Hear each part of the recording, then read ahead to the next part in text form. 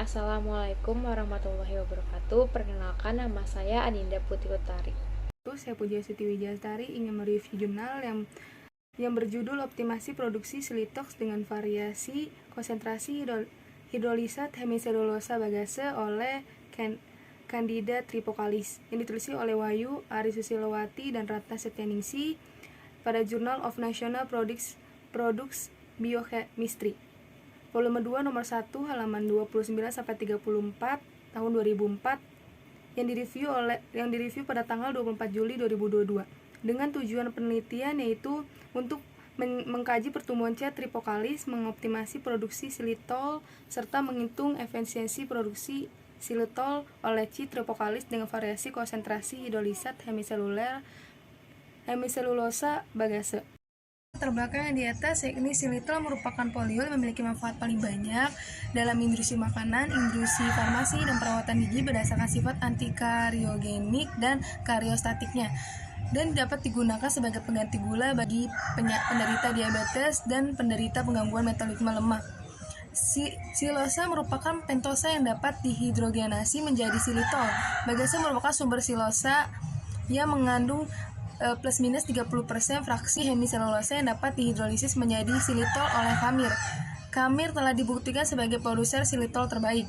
Beberapa khamir yang telah teruji mampu memproduksi silitol dan deilosa, diantaranya ialah Candida sp, Debromyces hansenii, Hansenula anomala, dan Saccharomyces sp.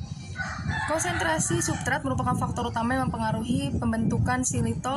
Konsentrasi substrat yang optimum dibutuhkan untuk meningkatkan hasil silosa dari hidrolisat hemiselulosa. Komponen medium, pH, dan sumber nitrogen pada proses biokonversi dapat meningkatkan pertumbuhan mikroorganisme. Nah, media penelitian yakni media pemeliharaan Yes Pepton Dextrora agar atau YPDA, media perkultur, dan media produksi dengan komposisi yang sesuai. Yang diperoleh hasil dan pembahasan yakni hidrolisis hemiselulosa dari bagase menghasilkan hidrolisat hemiselulosa berwarna coklat tua dan berbau harum. Kandungan silosa dalam hidrolisat hemiselulosa sebesar 49,7428 gram per liter, sedangkan kandungan silitol dalam hidrolisat sebesar 3.795 gram per liter. Konsentrasi substrat hidrolisat hemiselulosa bagase yang berbeda menyebabkan perbedaan jumlah silosa yang terdapat di dalam media.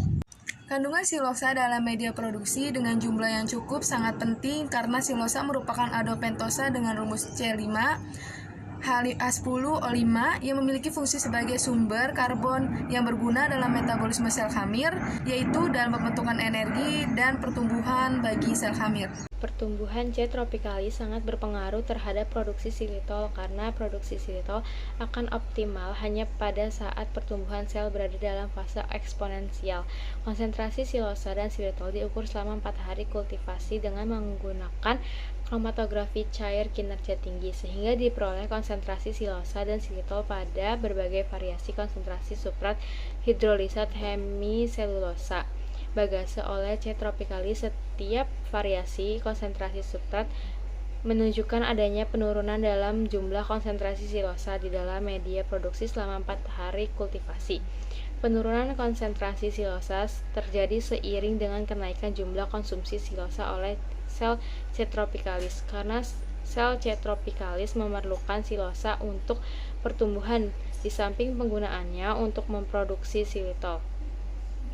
Faktor penting yang berpengaruh dalam produksi silitol adalah jumlah sel. Konsentrasi silitol dalam media dan aerasi sangat berhubungan dengan jumlah sel di dalam media. Jika jumlah sel sedikit, maka akumulasi oksigen menjadi meningkat, menyebabkan rendahnya produksi silitol. Aerasi merupakan faktor penting karena ketersediaan oksigen di dalam media dapat mempengaruhi pertumbuhan khamir. Kecepatan pengambilan substrat dan kecepatan pembentukan produk. Pertumbuhan sel khamir yang cepat menyebabkan banyaknya jumlah sel yang aktif dan mampu mengonsumsi silosa dalam jumlah yang besar, sehingga nilai yield menjadi tinggi. Faktor yang berkaitan erat dengan nilai yield produksi silitol adalah suhu lingkungan. Untuk produksi silitol, pada penelitian ini digunakan suhu kamar dalam produksi xilitol yang sebenarnya kurang optimum untuk pertumbuhan C. tropicalis. Karena suhu optimum untuk pertumbuhan C. tropicalis adalah 30 derajat Celcius. Selanjutnya itu hipotesis. Pertumbuhan C. tropicalis dilakukan selama 4 hari kultivasi. Selanjutnya ada peran studi kelayakan. Penelitian ini layak untuk dilakukan dan dilanjutkan karena penelitian ini tidak memerlukan waktu yang lama. Hanya dibutuhkan waktu 4 hari untuk melihat hasil yang terjadi. Selanjutnya ada kelebihan dan kekurangan. Kelebihan dalam penelitian ini yaitu mengalami peningkatan dan kesesuaian dengan prediksi atau hasil sementara dengan faktor yang berkaitan erat dengan nilai yield produksi xilitol adalah suhu lingkungan untuk produksi xilitol. Kemudian kekurangan dalam penelitian ini yaitu suhu kamar tidak optimum yang menyebabkan aktivitas dalam produksi kurang optimal.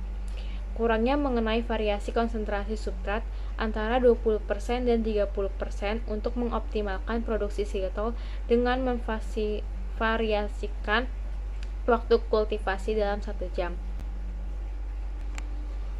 Selanjutnya ada kesimpulan.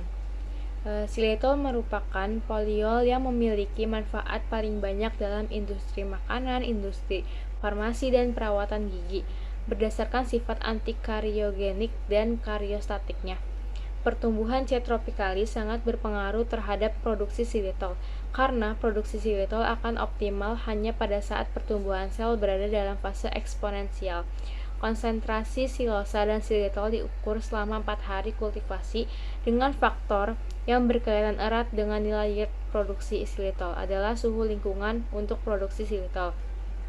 Kemudian ada daftar pustakanya. Wahyuni Susilowati A. Setyaningsih R.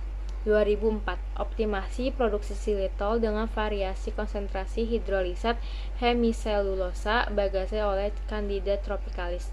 Journal of Natural Product Biochemistry, volume 2, nomor 1, halaman 29-34.